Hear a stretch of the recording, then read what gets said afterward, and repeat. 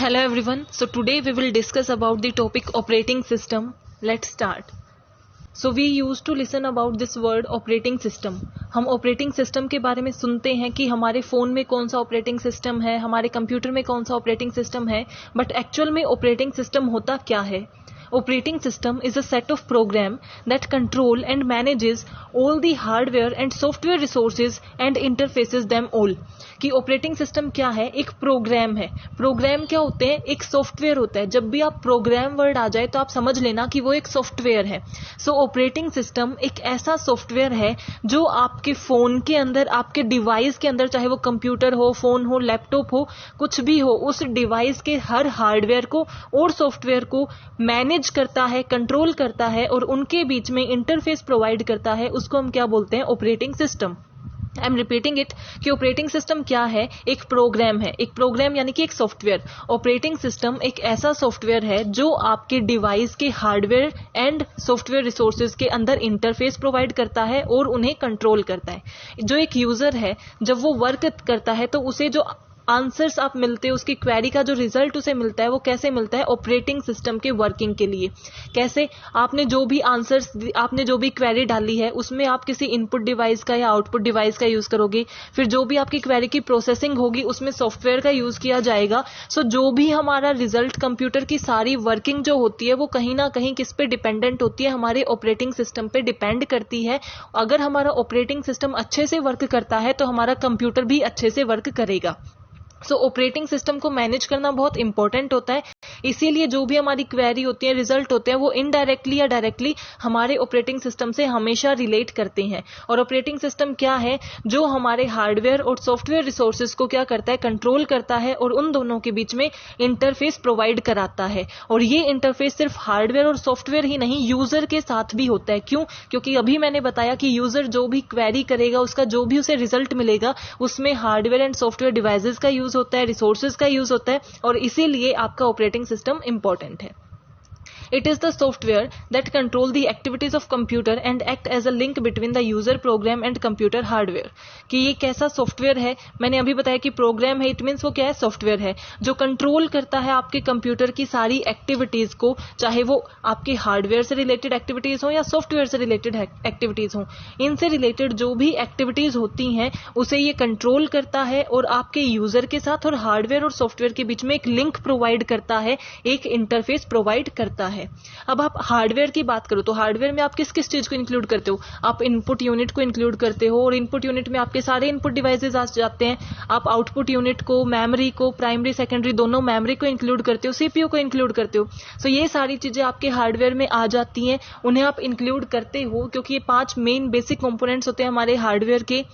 सो आपको क्या करना है? हार्डवेयर और सॉफ्टवेयर को कैसे मैनेज करना है, कैसे कंट्रोल करना है और कैसे हमें इंटरफेस प्रोवाइड करना है, वो सारी चीजें कौन करता है? हमारा ऑपरेटिंग सिस्टम.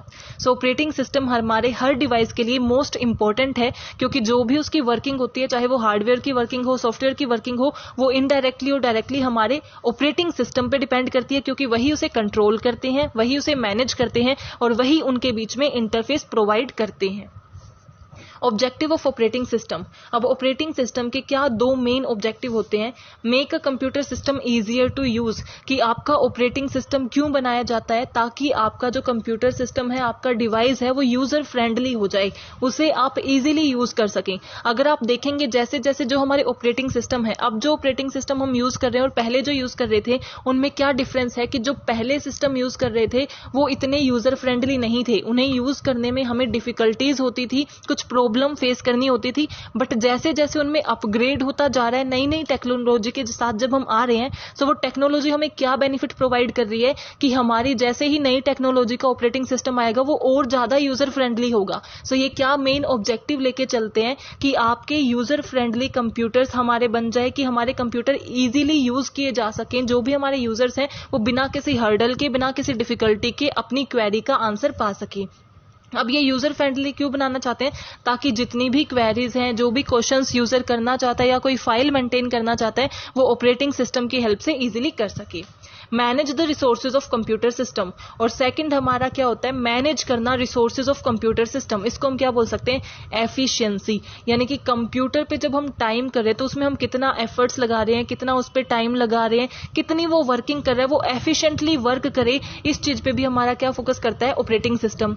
क्योंकि कंप्यूटर की वर्किंग किस पे डिपेंड होती है, ऑपरेटिंग सिस्टम। अगर किसी कंप्यूटर का ऑपरेटिंग सिस्टम नहीं है तो वो कंप्यूटर वर्क नहीं कर सकेगा, क्योंकि ऑपरेटिंग सिस्टम तो हमें रिक्वायर है, क्योंकि वही हार्डवेयर को मेंटेन करता है, कंट्रोल करता है, वही सॉफ्टवेयर को मेंटेन और कंट्रोल करता है, और वही यूजर के साथ और हार्डवेयर और सॉफ्टवेयर के बीच में इंटरफेस प्रोवाइड करता है। अगर आपके कंप्यूटर सिस्टम में ऑपरेटिंग सिस्टम नहीं है तो वो ना तो आपको कोई रिजल्ट प्रोवाइड कर सकेगा और ना ही कोई फंक्शनिंग करेगा। सो इसीलिए अगर आपको ऑपरेटिंग सिस्टम चाहिए तो वो ऑपरेटिंग सिस्टम किस ऑब्जेक्टिव के साथ आता है, एक तो आप इजीली उसे यूज कर सको, सेकंड कि जो भी रिसोर्सेज, जितना भी इन्वेस्टमेंट आपने कंप्यूटर में किया है, जितनी भी आपकी रिसोर्सेज है, उन्हें एफिशिएंटली यूज किया जा सके, उनका एफिशिएंट और ऑप्टिमम यूटिलाइजेशन किया जाए। Main function of an operating system, अब ऑपरेटिंग सिस्टम के मेन फंक्शन क्या होते हैं जो वो परफॉर्म करता है। Most operating system perform the functions which are main functions of operating system, कि ज्यादातर हमारे ऑपरेटिंग सिस्टम बहुत से फंक्शंस को परफॉर्म करते हैं, जैसे वो इंटरफेस प्रोवाइड करते हैं, कंट्रोल करते हैं, बट अगर हम कॉमनली देखें तो हर कंप्यूटर में, हर डिवाइसेस में जो मेन हमारे फंक्शंस परफॉर्म किए जाते हैं वो क्या है, process management, memory management, file management, security and command interpretation. तो सबसे पहले हमारा फंक्शन क्या है, process management. Process management is an important function of operating system. A process is a program in execution, and the main objective of process management module of an operating system is to manage the process submitted to a system in a manner to minimize idle time of the processor of the system. कि process management name ही suggest कर रहा है, इसमें हमारा operating system क्या करता है, जितनी भी प्रोसेसेस हमारे कंप्यूटर सिस्टम में हैं, चल रही हैं, जो काम चल रहा है उसे मैनेज करने का काम प्रोसेस मैनेजमेंट फंक्शन के अंडर आता है। इसका मेन ऑब्जेक्टिव क्या है कि जो भी प्रोसेस है, यानी कि हमारी कैसी कैसी प्रोसेस हो सकती है, एक है हमारी एक्टिव प्रोसेस, यानी कि जो फिलहाल वर्किंग में है, जिसका वर्क इन प्रोग्रेस चल रहा है, वो है हमारी एक्टिव प्रोसेस। एक होगी रेडी प्रोसेस, यानी कि जैसे ही हमारी एक्टिव कंप्लीट होगी उसके बाद जो रेडी है वो हमारी प्रोसेस करना शुरू कर देगी। सो इन सारी प्रोसेसेस को मैनेज करने का, कंट्रोल करने का काम किसके अंडर होता है, प्रोसेस मैनेजमेंट के अंदर। इसमें क्या किया जाता है कि process submitted to a system in a manner to minimize ideal time of processor, यानी कि प्रोसेसेस किसके अंडर परफॉर्म होती है, हमारे सीपीयू के अंडर। सो जो प्रोसेसर है हमारा सीपीयू है, वो कम से कम टाइम में ज्यादा से ज्यादा एफिशिएंटली और इफेक्टिवली आपकी प्रोसेस को कंप्लीट करे, वो किसके अंदर हम फोकस करते हैं, प्रोसेस मैनेजमेंट के अंदर। Then second is memory management. Similarly अब उसका काम क्या था, प्रोसेसेस को मेंटेन करना, जो प्रोसेस वर्किंग में है, जो रेडी है, जो अभी स्टार्ट नहीं हुई है, उन सबको मेंटेन करना और मैनेज करना। और इसमें क्या होता है, मेमोरी को मैनेज करना। Main memory is an important resource of computer system that must be manage properly for overall system operation. अब हमारी मेमोरी कैसी होती है, प्राइमरी मेमोरी होती है और सेकेंडरी मेमोरी होती है। प्राइमरी मेमोरी हमारी हार्ट ऑफ कंप्यूटर मानी जाती है, वो सबसे इंपॉर्टेंट होती है हमारे कंप्यूटर के लिए। Memory management module of an operating system take care of this requirement. Its job to keep track of which part of memory are in use. यानी कि memory management को मैनेज करने का, कंट्रोल करने का फंक्शंस किसके अंदर आता है, ऑपरेटिंग सिस्टम के अंदर, जिसके अंदर वो क्या करते हैं कि कौन सी मेमोरी हम यूज कर रहे हैं, प्राइमरी मेमोरी को हम यूज कर रहे हैं, सेकेंडरी मेमोरी को यूज कर रहे हैं। अगर हम सेकेंडरी को यूज कर रहे हैं तो उसमें हार्ड डिस्क का यूज कर रहे हैं, फ्लॉपी डिस्क का यूज कर रहे हैं, मैग्नेटिक टेप का यूज कर रहे हैं, किसका यूज कर रहे हैं। और अगर हम हमारी प्राइमरी मेमोरी को यूज करें तो हम रीड का, यानी कि रीड ओनली मेमोरी का यूज कर रहे हैं, रैंडम एक्सेस मेमोरी का यूज कर रहे हैं। कौन सी मेमोरी हमारी यूज में है ये डिसाइड करना, ये रिकॉग्नाइज करना, कौन सी मेमोरी फ्री है, यानी कि जिसे हम अभी यूज नहीं कर रहे, किसे कैसे एलोकेट करना है, ये सारी चीजें मैनेज करने का काम किसके अंडर होता है, हमारे ऑपरेटिंग सिस्टम के अंडर होता है। देन फाइल मैनेजमेंट, कि हमारे कंप्यूटर में जितनी भी फाइल हमने सेव कर रखी हैं, जितनी भी फाइल हम बना रहे हैं, उन सबको मैनेज करने का काम हमारे फाइल मैनेजमेंट के अंडर आता है। A file is a collection of related information, every file has a name, it's data and attribute. यानी कि फाइल क्या होता है, जिसमें आप रिलेटेड इन्फॉर्मेशन को सेव कर लेते हो। एक फाइल आप क्यों बनाते हो, जिसमें मीन्स आपके सेम फोल्डर्स जो होंगे वो एक ही फाइल में आप डाल दोगे। देन हर फाइल का कोई ना कोई नाम दोगे आप, उसके अंदर कोई ना कोई डाटा होगा, उसके कोई एट्रीब्यूट्स होंगे। Name of a file is uniquely identification it's data in its content and file management do manage all these relative activities. कि आप फाइल को नेम क्यों देते हो। फॉर एग्जाम्पल आपने जितनी भी फाइल बनाई, अगर आप उन्हें नेमिंग नहीं करोगे तो जब आपको एक पर्टिकुलर फाइल ओपन करनी होगी तो आपको क्या करना पड़ेगा, सबको ओपन करके देखना होगा कि जो आप चाहते हो वो फाइल कौन सी है। लेकिन अगर आप फाइल को नेमिंग कर देते हो, उसे नेम दे देते हो, तो आप इजीली आइडेंटिफाई कर सकते हो, उसका नाम सर्च करके आप उसको लोकेट कर सकते हो और उसे ओपन कर सकते हो। सो ये सारी मैनेजमेंट, फाइल को नेमिंग करना, उसके डाटा को मैनेज करना, ये सब किसके अंदर होता है, फाइल मैनेजमेंट के अंदर। It include file operations such as create, delete, open, close, read, write, copy, rename। जो भी फाइल से रिलेटेड आपको ऑपरेशंस करने होते हैं, जैसे क्रिएटिंग ऑफ फाइल, आप डिलीट करना चाहते हो, कोई फाइल आपको ओपन करनी है, क्लोज करनी है, रीड करनी है, राइट करनी है, कॉपी करना है, रीनेम करना है, हर चीज किसके अंदर होती है, फाइल मैनेजमेंट के अंदर होती है। और ये किसके अंदर आता है, हमारे ऑपरेटिंग सिस्टम के अंदर। It also include file naming, की फाइल को नेम देना हमने अभी देखा कि वो इंपॉर्टेंट क्यों है, क्योंकि हमारे वो टाइम को सेव करता है, एफर्ट्स को सेव करता है। अदरवाइज हमें हर एक फाइल को ओपन करके देखना पड़ेगा कि हम कौन सी फाइल ओपन करना चाहते हैं। सो फाइल नेमिंग भी इंपॉर्टेंट होता है। Then fourth function is security. हर कंप्यूटर सिस्टम के लिए सिक्योरिटी बहुत इंपॉर्टेंट है, क्योंकि जो भी डाटा आपने कंप्यूटर में सेव किया है, चाहे वो पिक्टोरिकल फॉर्म में हो, ग्राफिक्स की फॉर्म में हो, रिटर्न फॉर्म में हो, जिस भी फॉर्म में आपका डाटा है, आप उसकी सिक्योरिटी इंश्योर करना चाहते हो। आप चाहते हो कि आपका डाटा सेफ रहे, उसे कोई अनऑथराइज एक्सेस ना कर सके। ऐसा पर्सन जिसे आप नहीं चाहते कि वो आपके डाटा को देखे, वो पर्सन आपके डाटा को एक्सेस ना कर सके, ये मैनेज करने का, ये कंट्रोल करने का काम भी हमारा ऑपरेटिंग सिस्टम का ही होता है। Computer security deal with protecting various resources and information of a computer system against destructions and unauthorized actions. यानी कि जो भी आपका कंप्यूटर सिक्योरिटी है वो किस चीज के साथ डील करती है, जितना भी डाटा, जितनी भी फाइल्स या जितनी भी इंफॉर्मेशन और रिसोर्सेज आपके कंप्यूटर सिस्टम के अंदर हैं, उसको कोई भी अनऑथराइज पर्सन एक्सेस ना कर सके और उसे टेम्पर ना कर सके। यानी कि ना तो कोई पर्सन उसे देख सके, जिसको हम अलाउ नहीं करते वो उसे ना तो देख पाए और ना ही उसमें कोई टेम्परिंग कर पाए। ये हम किसके थ्रू करते हैं, सिक्योरिटी के through. It involve both external and internal security, यानी कि इसके अंदर हम इंटरनल सिक्योरिटी भी इंक्लूड करते हैं एंड एक्सटर्नल सिक्योरिटी भी इंक्लूड करते हैं।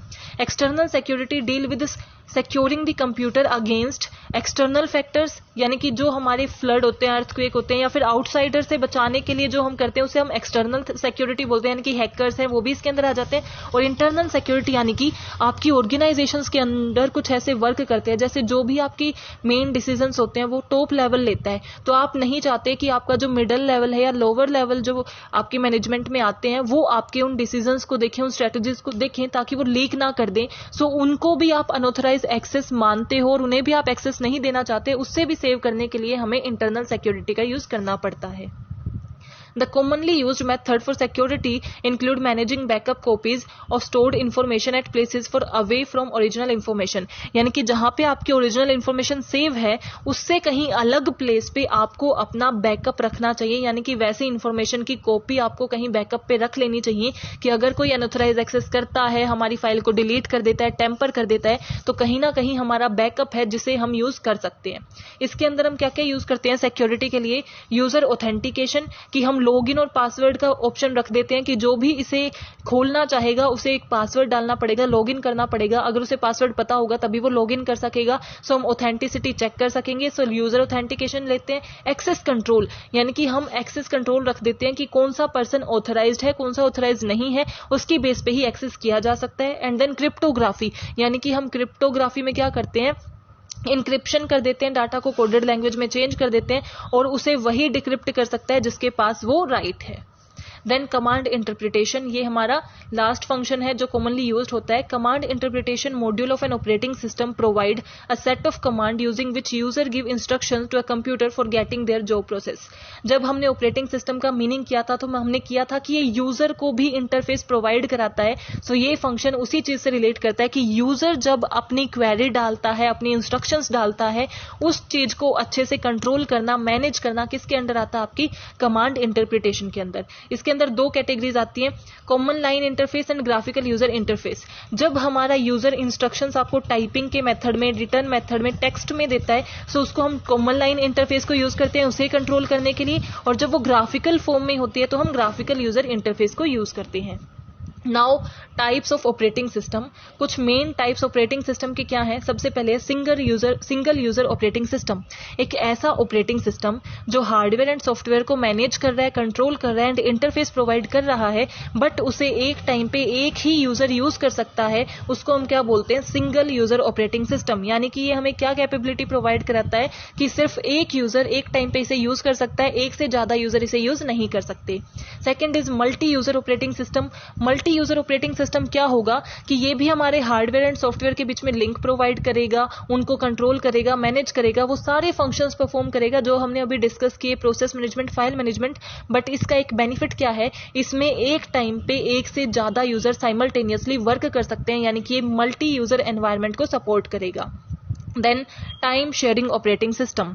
टाइम शेयरिंग ऑपरेटिंग सिस्टम जो होता है वो एक तरीके से मल्टी यूजर ऑपरेटिंग सिस्टम ही है, यानी कि उसमें भी हम मल्टीपल यूजर्स को अलाउ करते हैं एक टाइम पे ऑपरेटिंग सिस्टम को यूज करने के लिए, बट वो यूजर्स क्या करते हैं, अपना टाइम शेयर करते हैं। यानी कि पहला जो काम कर रहा है उसको वैकेट टाइम मिला, उसको कुछ ऐसा मिला कि अब उसका काम प्रोसेसिंग में है, तो इंस्टेड ऑफ वेटिंग कि कब वो प्रोसेसिंग पूरी होगी, वो दूसरे यूजर को कह देता है कि इतने आप काम कर लो। सो वो क्या करेंगे, मल्टी यूजर कैसे वर्क करेंगे, अपना टाइम शेयर करके। एक ऑपरेटिंग सिस्टम पे मल्टीपल यूजर वर्क करेंगे by the way of sharing their time.